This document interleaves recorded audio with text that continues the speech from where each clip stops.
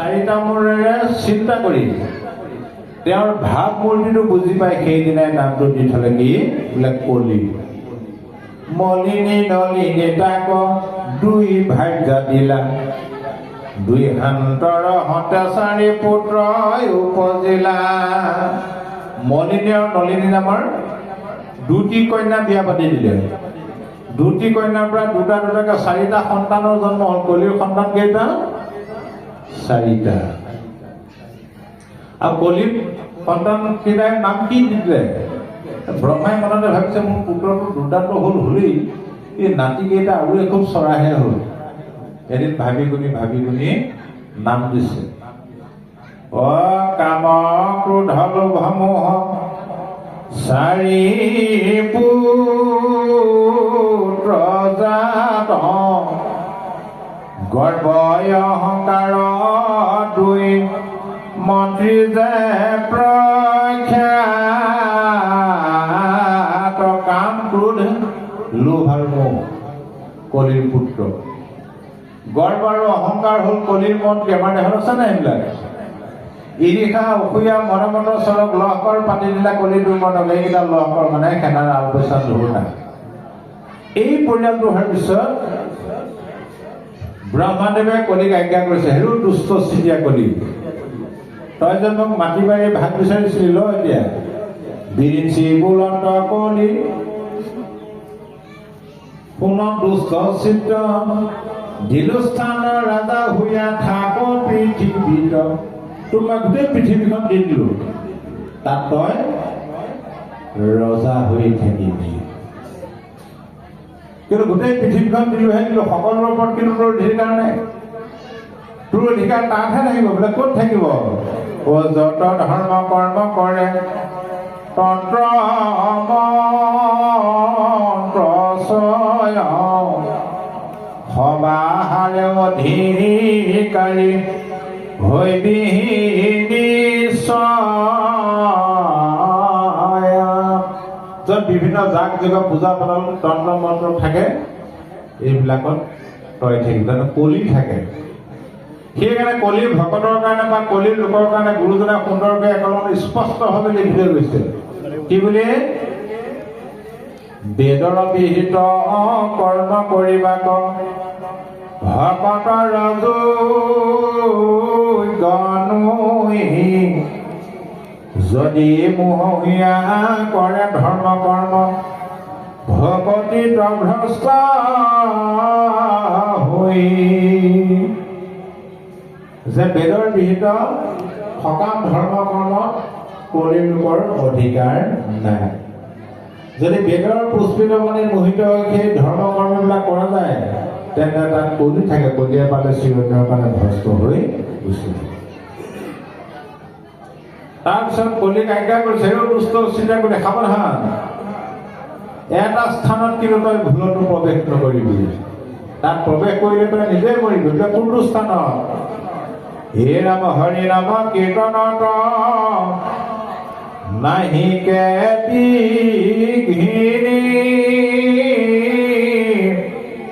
হাতত হয় আচৰিলে মৰিবি আপুনি। হৰিনাম কীৰ্তনত কিন্তু বিঘিনা নাই।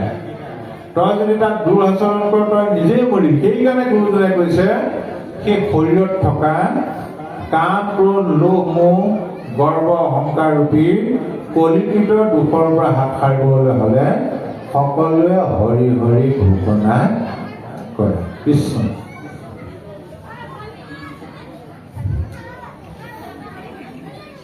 এৰা নাহি জ্ঞান যাৰ জাতি ধৰ্মমাত্ৰ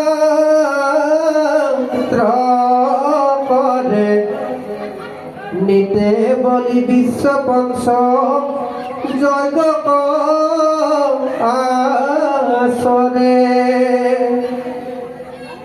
তাহাৰ শ্ৰুতব্য কথা আছে অসংখ্যাত, হৰি বিমুখৰ হৈ ব্যৰ্থে আয়ুপাত। দিন ভৈ কৰিলে ধন কুটুম্বৰ চিন্তা কৰৈ নিদ্ৰাস্ত্ৰিয়ালা পেৰাত্ৰি আয়ু হৰৈ মিশ্ৰ বিষয়ক মাত্ৰ কৰয় অভিলাষ ইহে তুনে দেখৈনৰে আপোনাৰ বিনাশ হেন জানি জান ইচ্ছা মুখক সৰ্বথা পৰীক্ষিত তেবে শুনি কৃষ্ণ কথা দিবেশিত কৃষ্ণ গুণ নাম কীৰ্তনত কৃষ্ণৰে পাদ পদ্ম স্মৰিবে মনত নাৰায়ণ স্মৰণ দেখে পৰম মংগল এহি মানে জীৱনৰ জন্মৰ ফল অন্তকালে হৰি স্মৰে যিটো ভাগ্যৱন্ত তাহাৰ মহিমা কহি কোনে পাৱে অন্ত যিটো ব্ৰহ্মময় দেখৈ জগত নিখিল যত পাপ পুণ্য সমস্ত নিবৰ্তিল হৰিৰ কথা তাৰ ৰতিয় বিশ্ৰাম সদায় মুখত নেৰৈ ৰাম কৃষ্ণ নাম বুলিবা অপূৰ্ব কিনো কহিলা মুনি ইটো কথা একো পুৰুষতো শুনি শুনা সাৱধানে আৰু নৃপতি উত্তৰ ইটো মহাভাগৱত শাস্ত্ৰ বৈকুণ্ঠৰ আত মহাধৰ্ম একে নামে প্ৰখ্যাত শ্ৰৱণ মাত্ৰকে কৰে কৃষ্ণক সাক্ষাৎ পূজা নমস্কাৰ ধ্যান সমস্তে দুষ্কৰ হৰি গুণ নাম ধৰ্ম মহাভূষ কৰ কৃষ্ণ এতিয়া শুকদেৱক যেতিয়া পৰীক্ষিতে সেই প্ৰশ্নটো কৰিলে শুকদেৱে ৰজা পৰীক্ষিতক ধন্যবাদ জনাই প্ৰশংসা কৰি কৈছে, হে ৰাজন, তোমাৰ মতিটো হ'ল উত্তম আৰু তুমি সংসাৰতে সাৰ প্ৰশ্নটো কৰিলা, গতিকে তুমি জীৱনমুক্তই হৈ গ'লা। অৰ্থাৎ এইটোৱেই হ'ল মানৱ জীৱনত সাৰ প্ৰশ্ন যে মই ক'ৰ পৰা আহিলোঁ, কি কৰিবলৈ আহিলোঁ, কলৈ যাব লাগিব, এইবিলাক তাৰ মনত এই প্ৰশ্নৰ উদয় হ'ব যে মনুষ্য জন্ম পালোঁ, কিয় পালোঁ, মনুষ্যই আমি কি কৰিব লাগিব। আৰু এই প্ৰশ্নৰ উত্তৰ মহা পণ্ডিতে দিব নোৱাৰে। এই প্ৰশ্নৰ উত্তৰ বিচাৰি আপুনি গীতা ভাগৱত কীৰ্তন দশম ঘোষা ৰত্নালীৰ আশ্ৰয় ল'ব লাগিব, অৰ্থাৎ ভকতৰ সংগ ল'বই লাগিব। বেদৰ পৰোক্ষবাদ পণ্ডিতে নুবুজৰি মূৰ্খয়ো জানয় যদি গোবিন্দক ভজই। বেদৰ দুটা বাদ আছে, এটা হ'ল প্ৰত্যক্ষবাদ, এটা হ'ল পৰোক্ষবাদ। প্ৰত্যক্ষবাদ এইবিলাক বিভিন্ন কাহিনীবিলাক, বেদৰ বিহিত কৰ্ম মাৰ্গ, জ্ঞান মাৰ্গ। পৰোক্ষবাদ কি? বেদৰ পৰোক্ষবাদ মুকুন্দ ভূপতি একশৰণ হৰিনাম ধৰ্মটো হ'ল বেদৰ পৰোক্ষবাদ। তাৰপিছত কৈছে, হে ৰাজন, নাহি জ্ঞান যাৰ জাতি ধৰ্ম মাত্ৰ কৰে, নিতে বুলি বিশ্ব পঞ্চ যজ্ঞ আচৰে, তাহাৰো শ্ৰোতজ্ঞ কথা আছে অসংখ্যাত, হৰি বিমুখৰ হৈ ব্যৰ্থ বাট। নাহি জ্ঞান যাৰ জাতি ধৰ্ম মাত্ৰ কৰে, যাৰ জ্ঞান নাই তেওঁ কি কৰে? মাত্ৰ জাতি ধৰ্ম পালন কৰে, নিতৌ বলি বিশ্বকে আদি। তাৰমানে ইয়াৰ অৰ্থটো হ'ল এইটোহে, এইটো কি জ্ঞানৰ কথা কৈছে?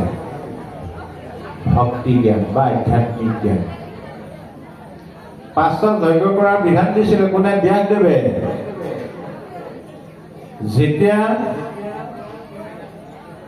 যেতিয়ালৈকে পৃথিৱীলৈ ভাগৱত অহা নাছিল,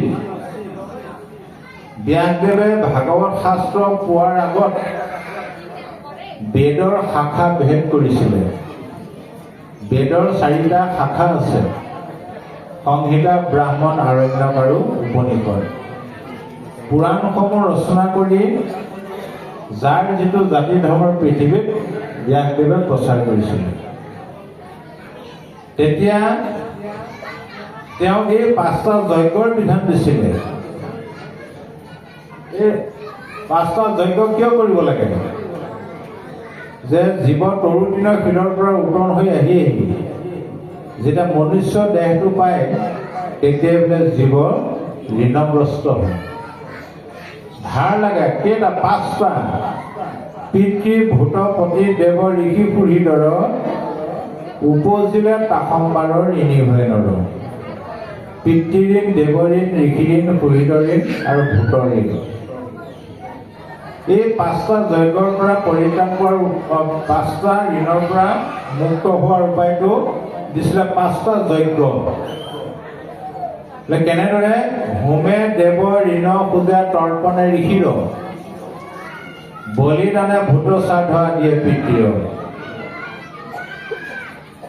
আপোনাৰ দেৱ ঋণৰ পৰা মুক্ত হ'বলৈ হ'লে হোম যজ্ঞ কৰিব লাগিব, ঋষি ঋণৰ পৰা মুক্ত হ'বলৈ হ'লে তৰ্পণ কৰিব লাগিব, ভূতৰ ঋণৰ পৰা মুক্ত হ'বলৈ হ'লে বলিদান দিব লাগিব, বলি। পিতৃ ঋণৰ পৰা মুক্ত হ'বলৈ হ'লে শ্ৰাদ্ধ পিণ্ড দিব লাগিব। আৰু সমভাৱে সুহৃদ সবাৰো খোজে ঋণ।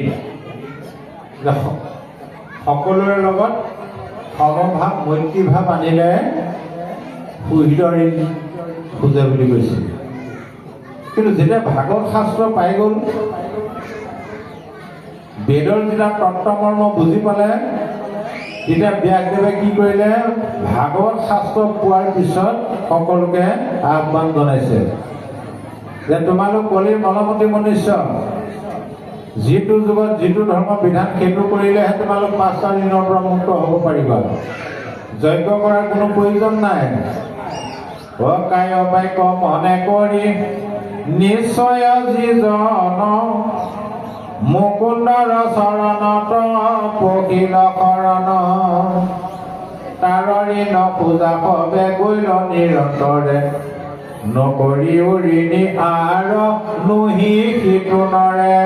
কাই বাক্য মানে নিশ্চয় কৰি, যিসকলে কৃষ্ণৰ চৰণত শৰণ লৈ তেওঁৰ গুণ যশলীলা শ্ৰৱণ কীৰ্তন কৰে ভকতৰ সংগত, তেওঁবিলাক সমস্ত ঋণৰ পৰা লগে লগে মুক্ত হৈ গুচি যায়। এতিয়া আন পঞ্চঋণটো বাদেই দিয়ক, মানুহ বোলে পিতৃ ঋণৰ পৰাই মুক্ত হ'ব নোৱাৰে। কিয়? যিটো পিতৃ মাতৃ দেহ সজিলন্ত পখিলন্ত কতো দিন,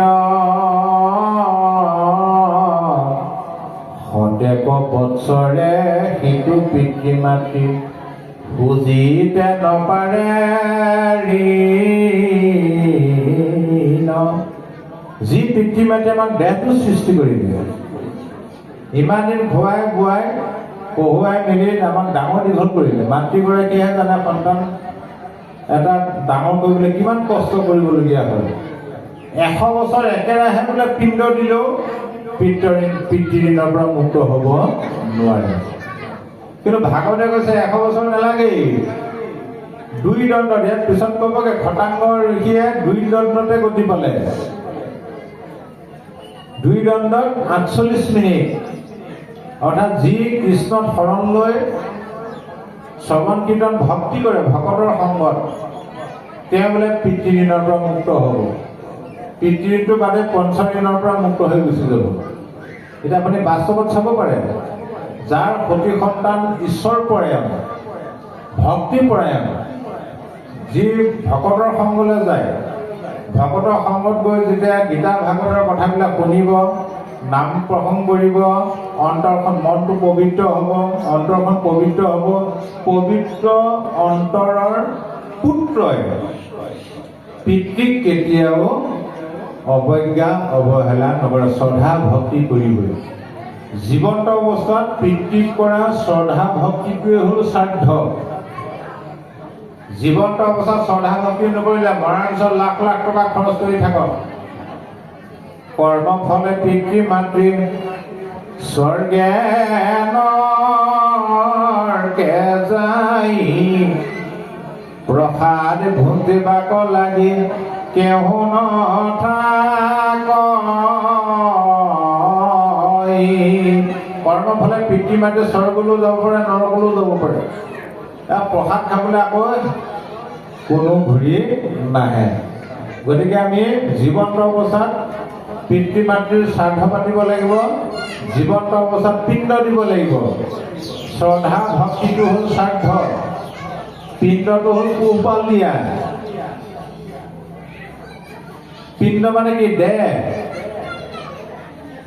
7 পুৰুষলৈকে সপিণ্ড বুলি কয়। আমাৰ 7 পুৰুষলৈকে উপবাস কৰিব লাগে, ব্ৰত খাটিব লাগে, নহয়নে বাৰু? সপিণ্ড এইটো জেনেটিক চিষ্টেম, বিজ্ঞানেও কৈছে। আপুনি ধৰি লওক কলপুলিটো ৰুইছে, কলপুলিটো যিমানে ডাঙৰ হ'ব সমানে সমানে একেটা মুহাতে পুলিবিলাক গজি আহে নাহে? গা গছজোপা কল থকা লাগি যেতিয়া হালি গুচি যায়, মাটিৰ পৰা বোলে খাদ্য আহৰণ কৰিব নোৱাৰা হয়। তথাপি কিন্তু গা গছজোপা মৰি নাথাকে। পুলিবিলাকে মাটিৰ পৰা খাদ্য আহৰণ কৰে, তাৰে অংশ খাই গা গছজোপা জীয়াই থাকে। সেইটোকে বোলে পিণ্ড বুলি কৈছে। অৰ্থাৎ যি পিতৃ মাতৃ আমাক তুলি তুলি ডাঙৰ দীঘল কৰিলে, সেই পিতৃ মাতৃ যেতিয়া কৰ্ম কৰিব নোৱাৰা হ'ব, উপাৰ্জন কৰিব নোৱাৰা হ'ব, তেতিয়া সেই পিতৃ মাতৃক পুত্ৰৰ দায়িত্ব কি?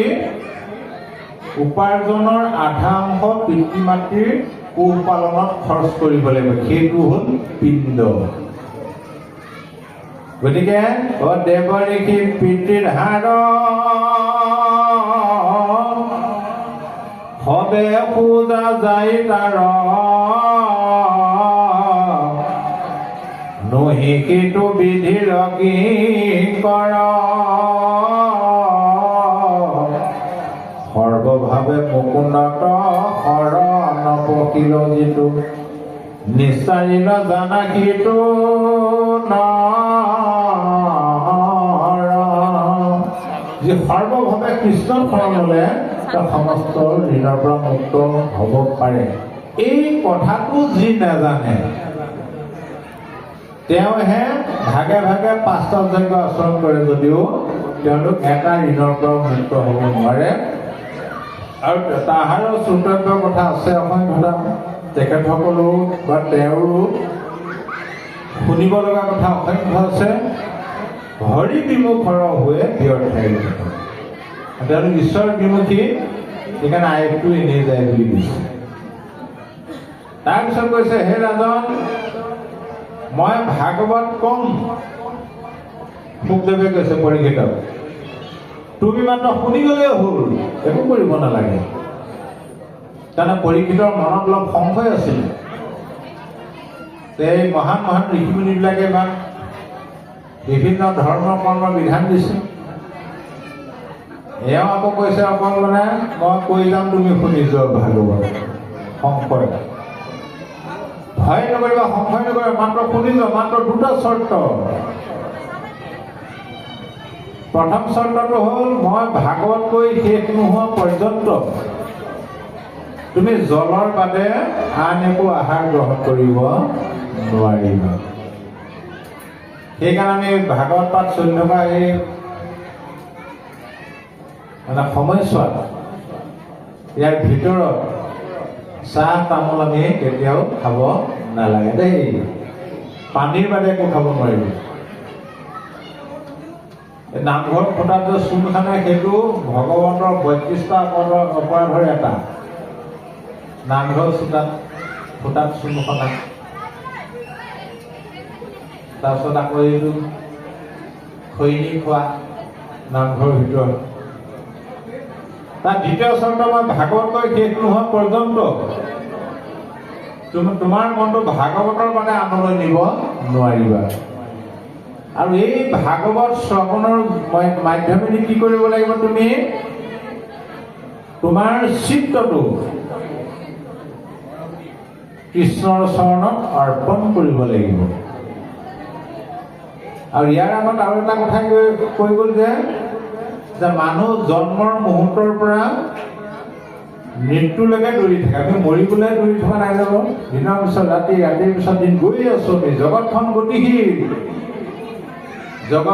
গতি কৰি আছে সেইকাৰণে দিন ৰাতি হৈছে গৰম ঠাণ্ডা হৈছে অন্তিমটো কি জগতখন ধ্বংস হৈ যাব এদিন ঈশ্বৰৰ সৃষ্টি ধ্বংস হ'ব পুনৰ সৃষ্টি কৰিব আমিও জগতৰ লগত আমিও গৈ আছো কলৈ এই দেহটো এৰিবলৈ গতিকে আমি যে মৰিবলৈ গৈ আছো আমাৰ মৃত্যুটো আমি দেখিছো নে নাই দেখা আমি কিন্তু প্ৰত্যেকে জানো এদিন মৰিম বুলি কিন্তু মৃত্যুটো আমি নাই দেখা প্ৰমাণ চাবচোন 90 বছৰ পাৰ হৈ গ'ল লোক এজন শয্যাগত হৈ আছে বোলে 10-15 দিনমান হ'ল বিচনাৰ পৰা উঠিবই পৰা নাই আশা নাই আৰু সেইজনৰ পৰা 500 টকীয়া বান্ডেল এটা দি পকাত হৈ দিয়ে বুলি নালাগে বুলি কওক টানি নি গাঁৱত ভৰাই থৈ দিব তাৰমানে মৃত্যুটো নাই দেখা আমি যে বহুত দিন জীয়াই থাকিম নিজৰ মৃত্যুটো কিয় নেদেখো বোলে দিনৰ ভৰিলে ধন কুটুম্বৰ চিন্তা কৰে ৰাতিপুৱা মাত্ৰ আমাৰ ধনৰ চিন্তা পৰিয়ালৰ চিন্তা আন কথা চিন্তা কৰিবলৈ সময় নাই নিদ্ৰাস্তি আলাপে ৰাতি আয়ু হৰে মনুষ্যৰ আমাৰ আধা বয়সটো শুওঁতে যায় তাৰ স্ত্ৰী আলাপ মানে বিষয় কথা কোনো ল'ৰা ছোৱালীৰ লগত স্বামীৰ লগত ভাইজাৰ লগত মাক দেউতাকৰ লগত ঈশ্বৰৰ কথা পাতে নহয় পইচা পাতি ল'ৰা ছোৱালী খোৱা বোৱা এইবোৰ খোৱা বোৱা কথাবোৰ বেছি চলে আইসকলৰ এতিয়া দুগৰাকী গোট খালে চিৰিয়েলৰ কথাটো বেছি চলে আজিকালি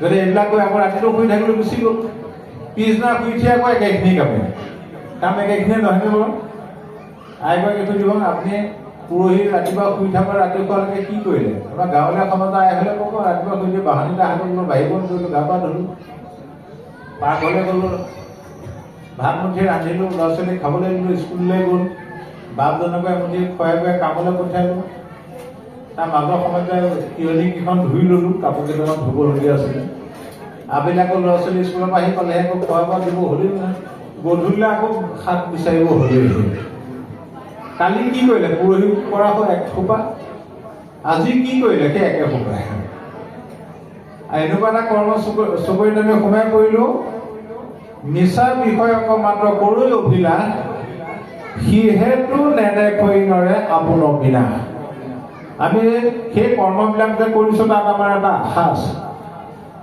আশাটো কি আমি দিনে দিনে বুঢ়া বুঢ়ী হৈ আহি আছোঁ ল'ৰা ছোৱালীকেইটাক সংস্থাপন দিব লাগিব পঢ়ুৱাব লাগিব মাটি বাৰী বেছি হ'লেও পঢ়ুৱালোঁ শুনালোঁ চাকৰি দিব লাগিব তেতিয়া কি হ'ব আমি বুঢ়া বুঢ়ী ওলাই ভৰি ওপৰত ভৰি তুলি খাম আৰু ল'ৰাই যোগাৰ দিব মুখৰ আগত সেইটো হ'ল আমাৰ আশা কিন্তু সেই আশাটোতে মিছা প্ৰমাণ ছোৱালীলে তুলিলে তালিলে ডাঙৰ দীঘল কৰিলে গাভৰু হ'ল যিজনী জীয়েকে মাক মোবাইকৰ ঘৰলৈ গ'লে থাকিবলৈ নিদিয়ে, কিবা থাকিম বুলি ক'লে কাটি কাটি হুলস্থুল কৰে, ফোন কৰিলে তই নোৱাৰ থাকিব গুচি আহ। সেই মৰমৰ জীয়েকজনী বিয়া দিয়াৰ পিছত কি কৰে বাৰু? বছৰেকৰ বিহুৰ দিনা মাকৰ ওচৰলৈ আহি কি বুলি কয়, মা বেয়া চেয়া নাপাবি, মই দিনতীয়াকৈহে আহিব পাৰিম। সেইটো আশা গ'ল। ল'ৰা তুলিলে টানিলে, ডাঙৰ দীঘল কৰিলে, চাকৰিও দিলে, বোৱাৰী হাতে এসাঁজ খাম বুলি উপযুক্ত বোৱাৰীও গোটালে। যেনে তেনে এবছৰ পিছত বুঢ়া বুঢ়ী খালো খাম মৰিলো মোৰ বুলি বেলেগ হৈ গুচি গ'ল। সেইটো আশা গ'ল। সেইকাৰণে কৈছে আমাৰ বিষয়ী লোকক শিমলু ফুল ৰখি থকা চৰাইৰ লগত তুলনা কৰিছে। একেই। এতিয়া শিমলু গছবোৰ চাবচোন, একদম ৰঙা ৰঙা ফুলেৰে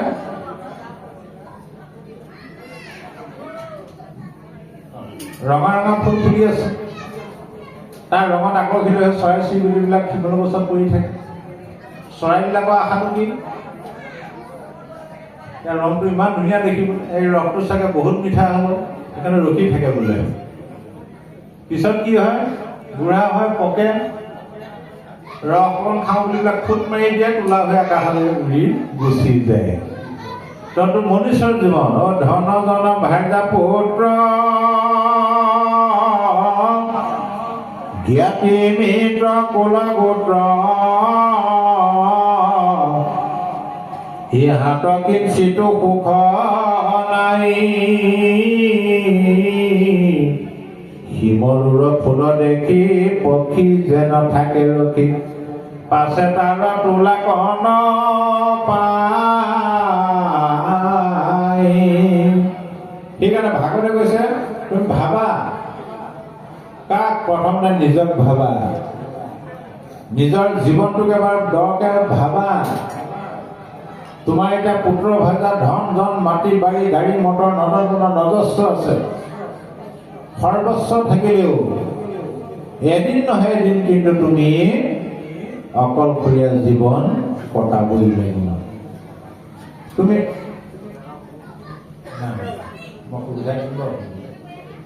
অকলশৰীয়া জীৱন তুমি কটাবই লাগিব। আৰু সেইটোৱে হ'ল আমাৰ প্ৰত্যেকৰে কাৰণে পৰলোক বুলি কৈছে। আমি যিকেইটা দিন অকলশৰীয়া দিন অকলশৰীয়া আমি সেইকেইটা আমাৰ প্ৰত্যেকৰ কাৰণে পৰলোক। তুমি অকলশৰীয়া কেতিয়া হবা? যেতিয়া কিচকিচিয়া ক'লা চুলি মৰা পাতৰ নিচিনা বগা হ'ব, হ'ব নহয়? আজিকালি ৰংবিলাক ওলাল বুলিহে পকা চুলি নাইকিয়া হ'ল, নহ'লে চব পকা চুলি পকাই ওলাব। কাণেৰে নুশুনা হবা, চকুৰে নেদেখা হবা। এতিয়া আইসকলে ছাল পিছটা মিহিকে ৰাখিবলৈ কিমান হাজাৰ হাজাৰ টকীয়া ক্ৰীম ব্যৱহাৰ কৰে, নহ'লে বাৰু কুকুৰা কুকুৰি হ'ব, এইটো লাভ নাই। টকৌগুটি চুবা দাঁতলে সুলুক ধুলুক হ'ব, বিচনাতে বিষ্ঠা মূত্ৰ যাব, ভিতৰতে থুৰ খেকা পেলাই থাকিব লাগিব, দুজনে বোলে ধৰি ধৰি লেট্ৰিন বাথৰুমলৈ নিব লাগিব। তেতিয়া তুমি মন কৰিবা আগৰ দৰে বাকীবিলাকে তোমাক শ্ৰদ্ধা ভক্তি নকৰা হ'ব, মৰম নকৰা হ'ব। ঘৰখনৰ বাকীবিলাক সদস্যই মনে মনে ভাবিব ইমানতে গুচি যোৱা হ'লে ভাল আছিল। অকলশৰীয়া জীৱন কটাব লাগিব। সেইকাৰণে জীৱন্ত অৱস্থাত আমি চাৰিটা কথা প্ৰমাণ কৰিব লাগে। চাৰিটা কথা যে তোমাৰ আপোন হয় নহয় চিনি লোৱা। প্ৰথম পিতৃ মাতৃৰ কাৰণে আপোন সতী সন্তান বোলে পুত্ৰক চিনি লোৱা। দ্বিতীয়তে আমাৰ কাৰণে আপোন কোন? ককাই ভাই বংশ পৰিয়াল, ককাই ভাইকো চিনি লোৱা। তৃতীয়তে স্বামীৰ কাৰণে ভাইজা আপোন, ভাইজাৰ কাৰণে স্বামী আপোন। ভাইজা পোৱাৰ পিছত নিজৰ মাক বাপেককে এৰি দিয়ে বহুতে। আকৌ স্বামী পোৱাৰ পিছত নিজৰ জন্ম দিয়া মাক বাপেকক বেমাৰ হ'লেও খবৰ কৰিবলৈ যাবলৈ সময় নাইকিয়া হয় বহুতৰ। চিনি লোৱা। ঈশ্বৰকো চিনি লোৱা। তোমাক বিপদত উদ্ধাৰ কৰে নকৰে। বোলে কাক কেতিয়া চিনি পাবা? হে ৰাম পুত্ৰ হক চিনিবা বিবাহৰ পাছত, ভাতৃক চিনিবা সম্পত্তি ভাগ, ভাইজাক চিনিবা বৃদ্ধ কালত, ঈশ্বৰক চিনিবা সংকট কালত। ল'ৰাটো ভাল ভাল বুলি জন্মাই নুফুৰিবা। বিয়া পতা এবছৰ পিছতহে প্ৰমাণ পাবা নিজৰ লগত ৰাখেনে বৃদ্ধাশ্ৰমত ৰাখে। তাৰপিছত ককাই ভাই বোলে আমাৰ ককাই ভাই বৰ মিল মজবুত, ভয় নাই। সমাজে এদিন ককাই ভাই এইবোৰ লাভ নাই। কিমান আপোন সেইদিনাখনে প্ৰমাণ পাব। যিদিনা মাটি বাৰী সা সম্পত্তি ভাগ কৰিব সেইদিনা প্ৰমাণ পাব ধনী ককায়েকে দুখীয়া ভায়েকৰ কাৰণে কেইজন মাটি এৰি দিছে। ভাই যাক চিনি পাবলৈ বৃদ্ধ কালত হয়। আপুনি এতিয়া ডেকা হৈ আছে, এগৰাকীয়ে যিটোকে বিচাৰে সেইটোকে ধাৰ ঋণ কৰি হ'লেও দি আছে। বোলে আমুক ৰঙৰ কাপোৰ তামুক একদম দি আছে। এতিয়া আপোনাক আপুনি আপুনি বুলি মাতে। যেতিয়া সেই বৃদ্ধ অৱস্থা হ'ব তেতিয়াহে গম পাব এই বুঢ়াডাল এডাল নমৰা হ'ল, নেমেলা হ'ল, ভিতৰতে থুক ভেকা পেলাই ভাল আপদে পালো। এইটো আজিকালি চকুৰ আগত দেখিছো বৃদ্ধ অৱস্থালৈ নাথাকেই, ডেকা কালতে দেখিছো।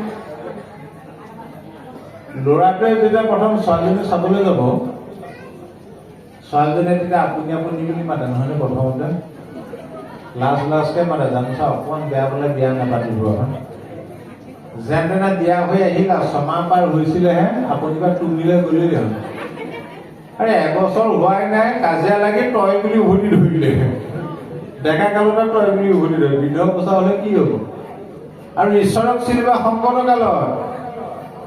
বিপদত পৰি ঈশ্বৰৰ নাম লৈছ, তেতিয়াহে প্ৰমাণ পাবে ঈশ্বৰে তোমাক উদ্ধাৰ কৰে নে নকৰে। এনেও সৰ্বসাধাৰণতে কি হয় আমাৰ মানুহৰ, ৰাতিপুৱা শুই উঠাৰ পৰা ধৰি খাওঁতে বওঁতে উঠোতে বহোঁতে শয়ন সপোনে প্ৰত্যেক মুহূৰ্তত আমাৰ কৃষ্ণ শব্দটো আহেনে বাৰু? আহে। বিপদত পৰিলে আহে নাহে? নাহে না আহে? বিপদত পৰিলে কৃষ্ণ শব্দটো নাহে, আগতে এনেই আহে বুলি কৈছে। প্ৰমাণ সকলো সময়তে কৃষ্ণটো আহে। পিছল খাই কৰিবলৈ ধৰিলে ঘপকে আকৌ ইটো শব্দহে আহে। পিছল খাই কৰিবলৈ ধৰিলেও যদি বেলেগ শব্দ নাহে, কাৰোবাৰ কৃষ্ণ শব্দটো আহিছে, তেতিয়া জানক হাত ধৰি কেতিয়াও নাভাগে পিছল খাই।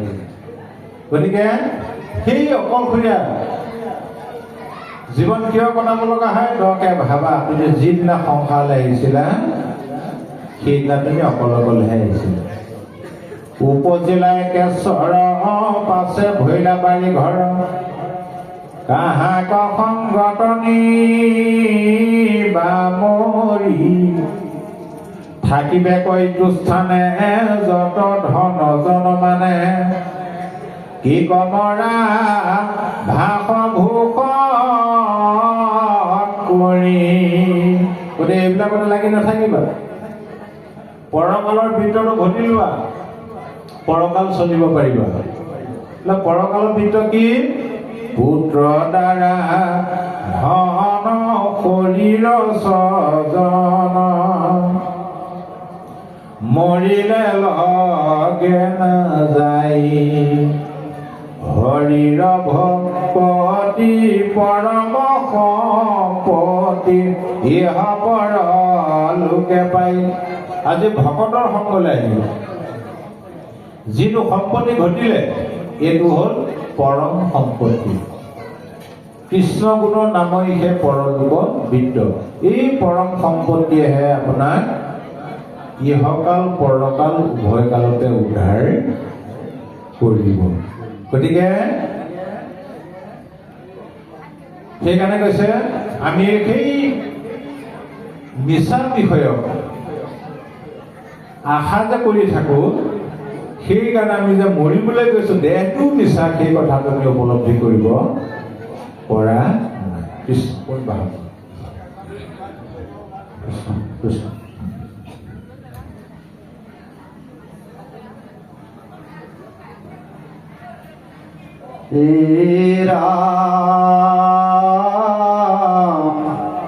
স্ত্ৰী বাল্য বৃদ্ধ সমস্তৰে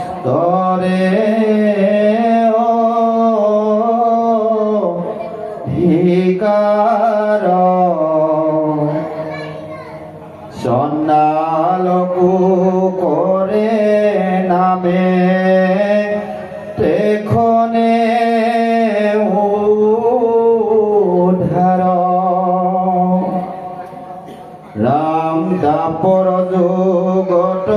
আমি পঢ়িলো পিতৃত ও তুমি মহাবৈষ্ণৱত কৰিব বিদিত হে ৰাম প্ৰশ্নৰ উত্তৰ দিওঁ শুনা সাৱধান কৃষ্ণৰ নামেহে জানা পৰম কল্যাণ ৰাম নামে সাধে যাৰ যেন মত হিলাখ অজীৱা মুখ চাহৈ বৈকুণ্ঠত দেন্ত বাস হে ৰাম জ্ঞানৰ জানিবা হৰি নামে মুখ ফল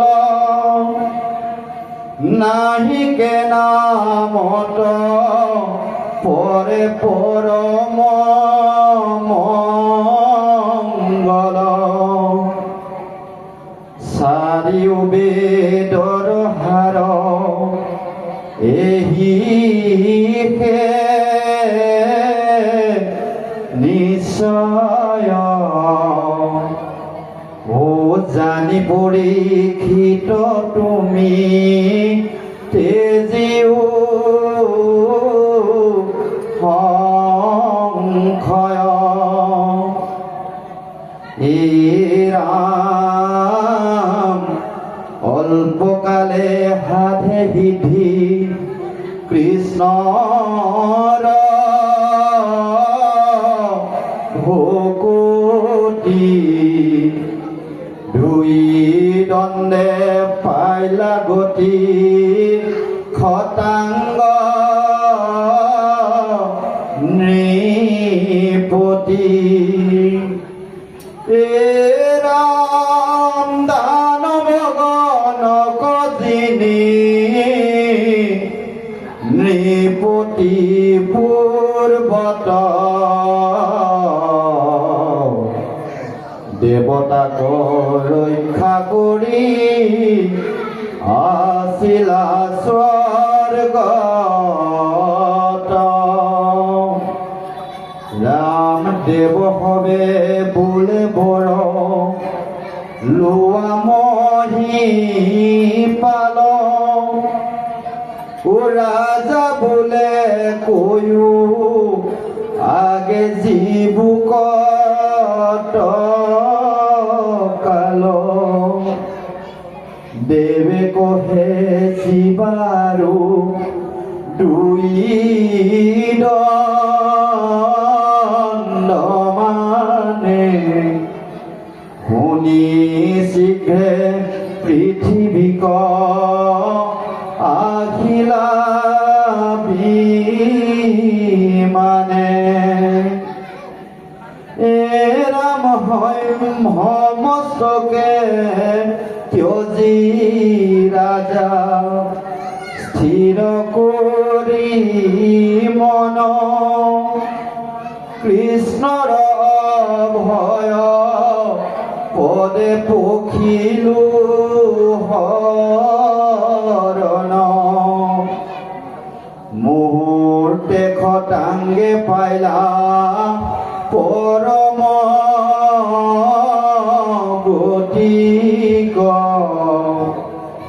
জীৱা হাত দিন তুমি চিন্তা কৰা কি কৃষ্ণ এতিয়া এই খটাংগৰ পৰা কথাটো কৈছে এইটো মানে অভয় দান মানুহক সদায় আমি অভয় দান দিবলৈ শিকিব লাগে যিমান যি ৰোগীয়ে নহয় ভয় নকৰিবি এইটো ভাল হৈ যাব বেমাৰীজনক যদি ডাক্তৰে কৈ দিয়ে চিন্তা নকৰিব, এইটো ঔষধ খালে ভাল হৈ যাব, আধা বেমাৰ ভাল হৈ নাযায় নহয় ডাক্তৰে তেনেকৈ কোৱাৰ লগে লগে। এতিয়া মানে পৰীক্ষিতৰ সেইটোৱে চিন্তা।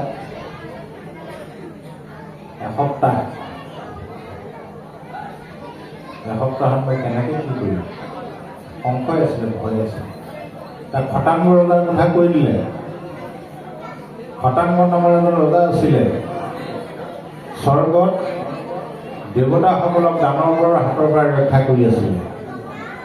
দেৱতাসকলে যেতিয়া উপযুক্ত সেনাপতি পাই গ'ল, কাৰ্তিক ডাঙৰ হ'ল।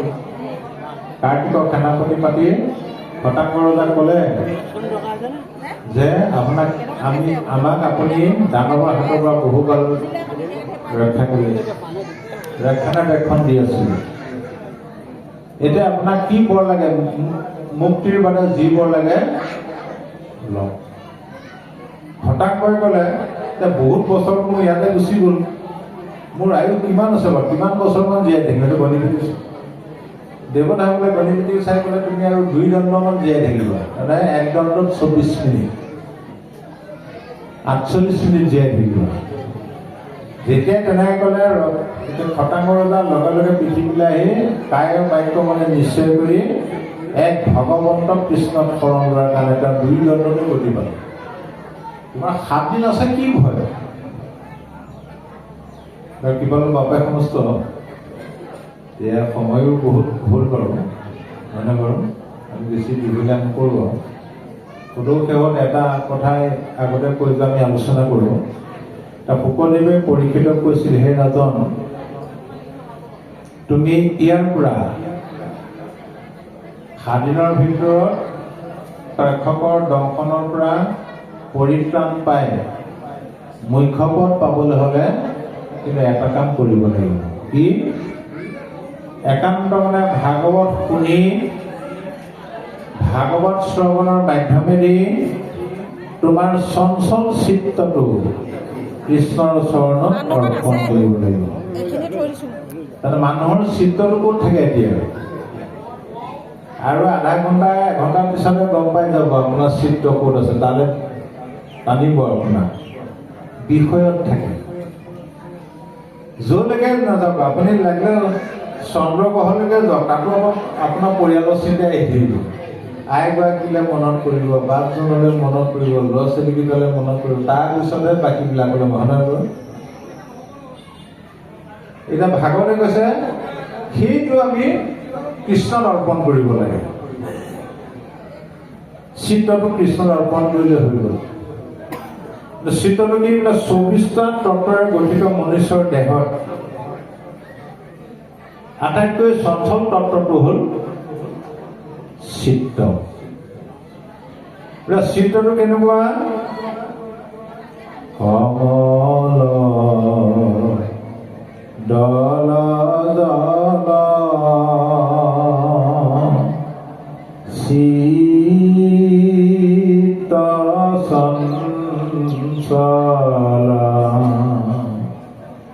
থিৰ নহি তিলয়ে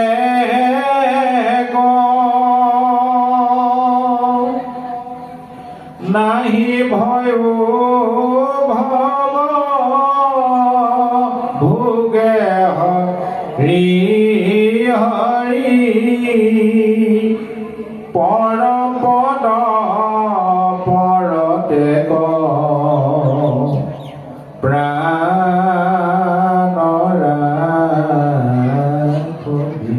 চিত্ৰটো পদুম ফুলৰ পাতত থকা পানী টোপালৰ দৰে চঞ্চল। তৃতীয় চৰণৰ ভাগৱত লিখিছে অনাদি পাতন। চিত্ৰটো কি? বোলে মনৰে এটা ৰূপ,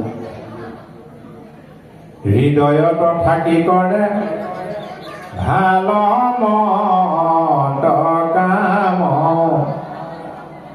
একে মন 4 ৰূপ শুনা নাম। আমাৰ হৃদয়তে মনটো থাকে। একেটা মানে 2 ধৰণৰ কৰ্ম কৰে, কেতিয়াবা আমাক ভাল কাম কৰে, কেতিয়াবা বেয়া কাম কৰে। আজি আমাৰ মনটোৱে আমাক ভাল কাম কৰালে নহয়, ভগৱতৰ সংগ নাই। কাইলৈ থাকে পৰহিলা খাব নাহা ইয়াৰ বিপৰীতটো কৰাই দিব পাৰে সেইটো মন একেটা মন চাৰিটা ৰোগ কি মন বুদ্ধি অহংকাৰ আৰু জানাচিত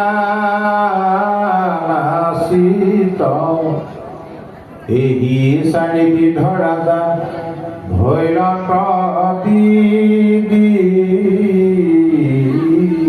মন বুদ্ধি অহংকাৰ আৰু চিত্ত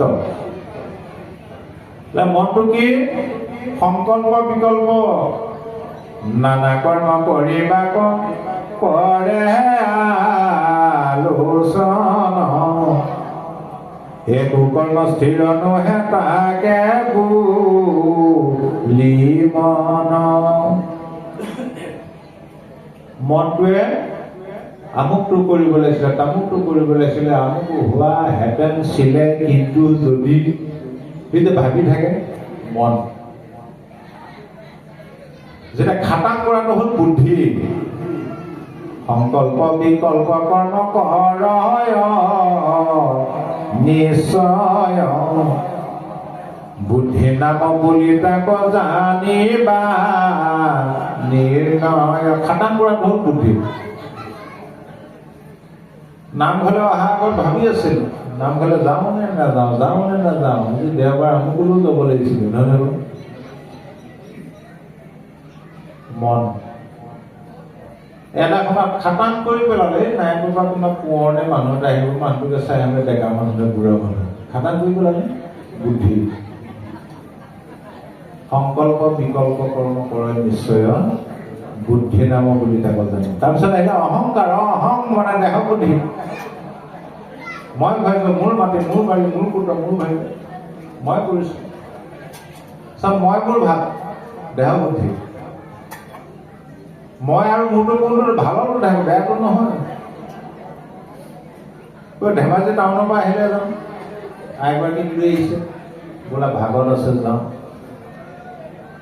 বাপজনক গোটেই গাঁৱৰ মানুহে চিনি পায় আইগৰাকীক আজিলৈকে দেখা নাই আইগৰাকী ধৰি লওক গোটেই ধেমাজি জিলাখনৰ ভিতৰতে ধুনীয়া দেখিবলৈ অপেশ্বৰীৰ নিচিনা বাপজন বহিলে আপোনাৰ ওচৰত সুধিবচোন বাপ পালেহি নে বোলে হয় পালোহি দেখিবলৈ ধুনীয়া যে সুধিবই নালাগে নুসুধাকে কৈ দিব আইগৰাকীকো লৈ আহিছিলোঁ সেইগৰাকী বগাকে বহি আছে কেনে ক'লো দেখিবলৈ ধুনীয়া যদি কেনেবাকৈ দেখিবলৈ কলি মলি আপচু হয় বা আইগৰাকী আহিছিলে জানো বোলে অহা কথা আছিলে ক'ত গৈছিল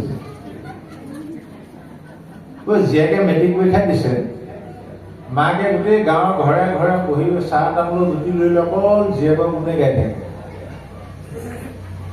মোৰ ছোৱালী স্বভাৱটো ভাল পঢ়া শুনাটো চোকা ফাৰ্ষ্ট ডিভিজন পাবই আৰু কোনো কথা নাই খুব কথা পাতে যে ৰিজাল্টৰ তাৰিখ ঘোষণা হ'ল সেই দিনৰ পৰা সেই আইগৰাকীক লক্ষ্য কৰিবচোন আগতকৈ কথা বতৰাবিলাক অলপ কমিছে কাইলৈ থাকি ৰিজাল্ট দিব আজিবা মাকৰ মুখত মাতেই নাই তিনিবাৰ মানে মাতিলে কি হ'ল বুলি কয় ভাত পানীও নাই গোটেই গাঁৱৰ মানুহক ক'লো ফাৰ্ষ্ট ডিভিজন পাব বুলি কি বা হ'ব কি বা নহ'ব যে ৰিজাল্ট আহি ঘৰ পালেহি বোলে ফাৰ্ষ্ট ডিভিজনত ডিষ্টিংশ্যন পাইছে এই ওচৰ চাবলৈ যায় মানে ওচৰ আইসকল খবৰ কৰিবলৈ যায় যি খুটনি মৰা কথা কি ক'ব বোলে এই জহত মোৰ কিমান কষ্ট যে এবছৰ চহৰা জানলৈ অনা নিয়াটো টিউশ্যন ৰাতি 1:30 2টা বজালৈকে মই বহি থাকোঁ মোৰ জহতে ইমান ভালকৈ পাছ কৰিব পাৰিম ইফালে চাব সিফালে চাব মনে মনে ক'ব বাপেকৰ খবৰেই নাই ল'ৰা ছোৱালী পঢ়া শুনা ভালকৈ পাছ কৰিলে কাৰ জহত মোৰ জহত যদি কেনেবাকৈ ফেইল কৰিলে তেতিয়া কি বুলি ক'লে ঈশ্বৰে কৰা নাই অহংভাৱ তাৰপিছত চিন্ত নানা পদে কৰ্ম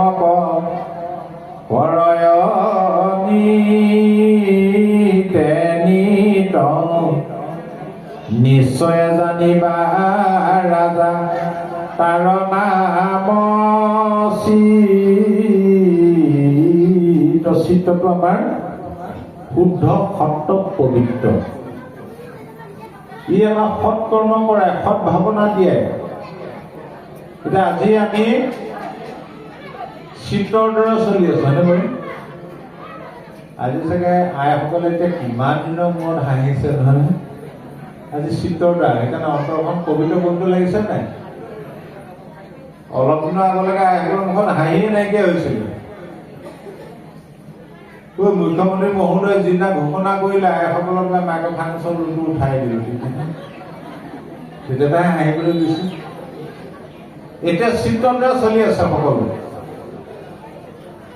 এই ভাগতে কৈছে এইটো আমি স্থায়ী কৰিব লাগে তেতিয়া গণ্ডগোল নাথাকে তেতিয়া আমাৰ মন বুদ্ধি অহংকাৰহে গণ্ডগোল কৰে ঘৰুৱা কাজিয়া লাগে নালাগে আইগৰাকী বামুণৰ লগত কাজিয়া লাগে নালাগে এনেকুৱা পাইছে এসপ্তাহ 10 দিন 15 দিন এমাহলৈকে মাতবোৰ নোহোৱাকৈ থাকে বহুতৰ এইটো কিয় হয় বাৰু এই মন বুদ্ধি অহংকাৰ এইবিলাকৰ কাৰণে হয় সেইকাৰণে কথা পতকে সদায় মানুহজন বা মানুহগৰাকী চাব লাগে কিহৰ দ্বাৰা পৰিচালিত হৈ আছে বোলে মনৰ দ্বাৰা অহংকাৰৰ দ্বাৰা নে চিত্ৰৰ দ্বাৰা সেইমতে ব্যৱহাৰ কৰা কোনোদিন তৰ্ক বিবাদ নালাগে আপোনাৰ এগৰাকী কেতিয়াবা চাব কাম বন কৰি আছে আনন্দ মনেৰে ভুন ভুনকে বৰগীতেই হওক দিহানামেই হওক কীৰ্তনেই হওক নাম ঘোষাই হওক গাই আছে তেতিয়া জানক আপোনাৰ এগৰাকী সেইটো সময়ত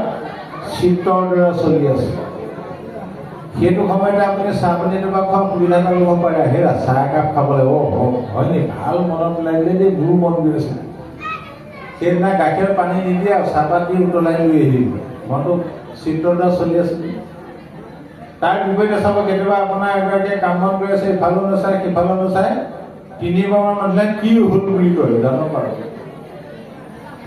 মন বুদ্ধি বা অহংকাৰৰ দ্বাৰা চলি আছে সেইটো সময়ত আপুনি কেতিয়াও চাহ পানী কথা নক'ব জানে নহয় নিজে বনাই খোৱাই ভাল কেতিয়াবা চাব ইমান ধুনীয়া হেৰি অন্নমুঠি হ'লহে আহক তেনেকৈ নামাতে জানো কেতিয়াবা মাতিব বাপেৰক মাতিলে খাবলৈ সেইটোতে প্ৰমাণ আৰু গতিকে ভাগৱতৰ মতে এতিয়া আমি চিত্ৰৰ দ্বাৰা চলি আছোঁ মনটো ভাল লাগি আছে পবিত্ৰ হৈ আছে এইটো স্থায়ী কৰিব লাগে বোলে এইটো স্থায়ী কৰিবলৈ হ'লে কি কৰিব লাগিব কপিল বাবে মাতৃ দেৱহতী কৈছে হে ৰাম গীতা ভাগৱত শাস্ত্ৰ কৰিবে শ্ৰৱণ সাধু সংগে মোৰ নাম কৰিবে কীৰ্তন ইহব সাধন যিটো কৰিলে স্বয়ং অনায়াসে মুততাৰ চিত নিব জয় পুষ্পাৰ সুঘ্ৰাণ যেন প্ৰৱেশে নাখাত হেমতে যোগীৰ চিত প্ৰৱেশে আমাৰ হে মাতৃ সদায় সাধুৰ সংগলৈ গৈ মোৰ নাম কীৰ্তন কৰিব লাগিব আৰু সাধুৰ সংগত গৈ গীতা ভাগৱতৰ বাণীবিলাক কথাবিলাক কৰ্ণ ভৰি ভৰি শুনিব লাগিব এইদৰে শ্ৰৱণ কীৰ্তন তাৰ অভ্যাসত পৰিণত হৈ গ'ল তেওঁ চিত্তটো অনায়াসভাৱে ঈশ্বৰত অৰ্পণ হৈ গুচি যাব যেতিয়া আপোনাৰ চিত্ত ঈশ্বৰত অৰ্পণ হৈ গ'ল তেতিয়া আপোনাৰ কি লাভ হ'ব ইয়াত পিছৰ পদত কৈছে নাৰায়ণ স্মৰণে পৰম মংগল এই মানে জীৱনতে জন্মৰ সামফল খাওঁতে বন্ধতে উঠোতে বহোঁতে কৰিবলৈ নহওঁতে জ্বৰ হওঁতে পিছল খাওঁতে সাপে দংশন কৰোঁতে কৃষ্ণ নাম আহিব তেতিয়া আপোনাৰ মনুষ্য জন্মটো সামফল হ'ব তেতিয়াহে এতিয়া গোটেই জীৱন জোৰা অভ্যাসৰ যোগেদি অন্তকালে হৰি স্মৰে যিটো ভাগৱত তাহাৰ মহিমা কহি কোনে পাৱে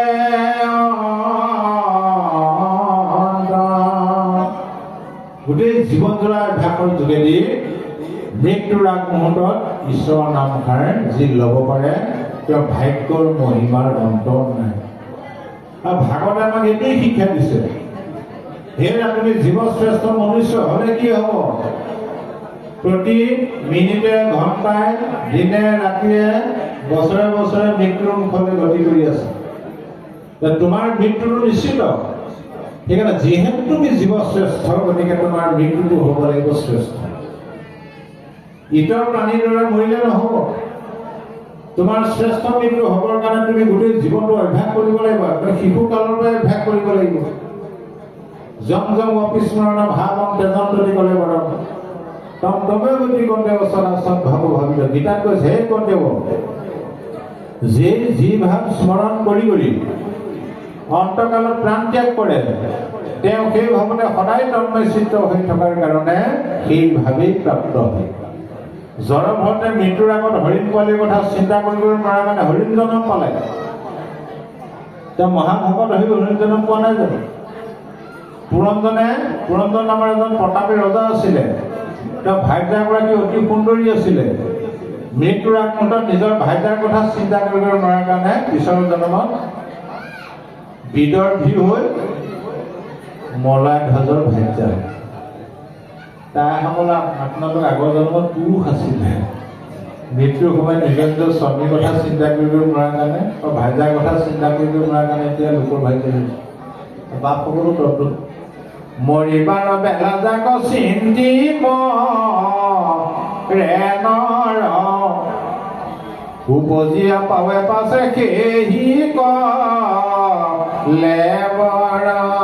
ভাগৱতৰ সিদ্ধান্ত বাৰু কিমানো বাপাই সমস্ত আমি সৰু শেহত শাস্ত্ৰ আপুনি যিমানেই পঢ়ক, শাস্ত্ৰত দুটা তত্ত্ব পাব। এটা হ'ল তত্ত্ব, এটা হ'ল পৰমাৰ্থ তত্ত্ব। সকলো শাস্ত্ৰৰ তত্ত্ব একেশ্বৰবাদ, এক ঈশ্বৰটো হ'ল তত্ত্ব। মহাপুৰুষ শ্ৰী শ্ৰী মাধৱদেৱে আগম নিগম বেদ ৰামায়ণ পুৰাণ ভাৰত আদি সকলো শাস্ত্ৰ অধ্যয়ন কৰি তেওঁ দুটা তত্ত্ব আমালৈ দি থৈ গৈছে। তত্ত্ব বেদে ৰামায়ণে পুৰাণে ভাৰতে আদিময় ভয়বখানে হৰিক একে মাত্ৰ কহয় নিশ্চয় জানা তত্ত্ব সিমানে। এইটো তত্ত্ব বেদ ৰামায়ণ পুৰাণ ভাৰত আগৰ নিগম যিমান শাস্ত্ৰ আছে সকলো শাস্ত্ৰই এক ঈশ্বৰকহে কৈছে। তাৰ ওপৰত এটা আছে পৰমাৰ্থ তত্ত্ব। বোলে কি? শুনা পৰমাৰ্থ তত্ত্ব শ্ৰীমন্ত শংকৰ মত ধৰিও সজন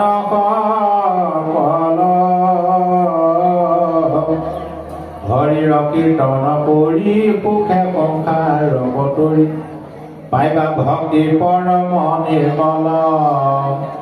পৰমাৰ্থ তত্ত্ব মহাপুৰুষ শ্ৰীমন্ত শংকৰদেৱ গুৰুজনাৰ মতটো গ্ৰহণ কৰে। কি? এক অকৰণ হৰি নামত ধৰ্ম। তাত কি আছে? কেৱল নাম। সেই নাম কীৰ্তন কৰিয়েই দুখময় সংসাৰ সাগৰ সুখে শান্তিৰে তৰিব পাৰিবা। ইয়াকে কৈ আমি পাত ভাগি সামৰিব বিচাৰিছোঁ। কৃষ্ণ কৃষ্ণ। আমাৰ নামঘৰীয়া বাপ আৰু এজন আমি ইয়াত আমাৰ ভাগৱতৰ কাষত বিচাৰিছোঁ। কৃষ্ণ।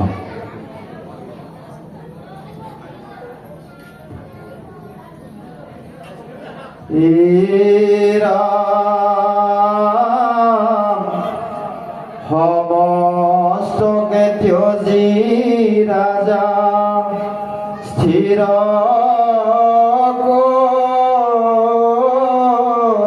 মন ও কৃষ্ণৰ ভয় পদে পখিলো হৰণ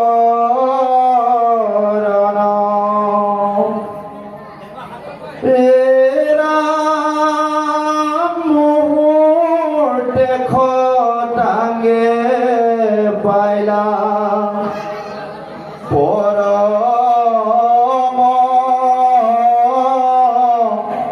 গতিক জীৱা হাত দিন তুমি চিন্তা কৰা কি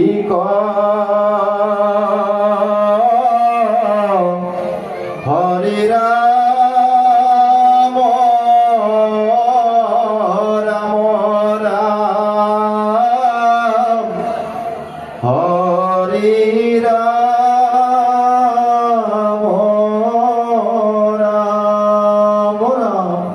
কৃষ্ণ কৃষ্ণ জয় রাম জয় নারায়ণ জয় কৃষ্ণ জয় জগৎগুরু শ্রীমন্ত কৃষ্ণ হরে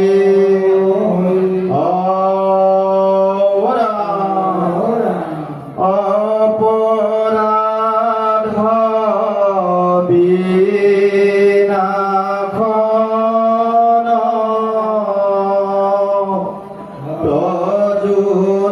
তজুনাম নারায়ণ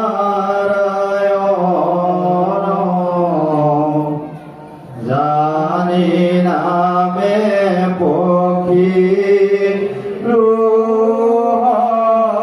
রুহরণে আনগতি নাহিকে মরণে অপরাধ ক্ষমা করি তুমি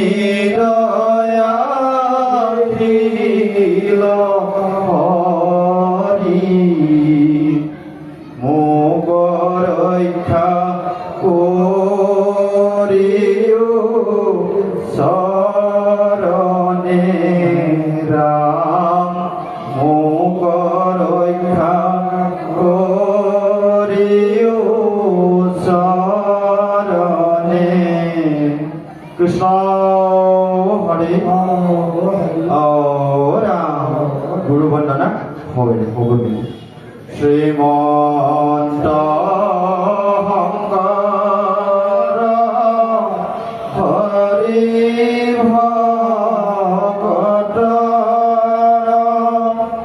জানা যেন কল্পতৰু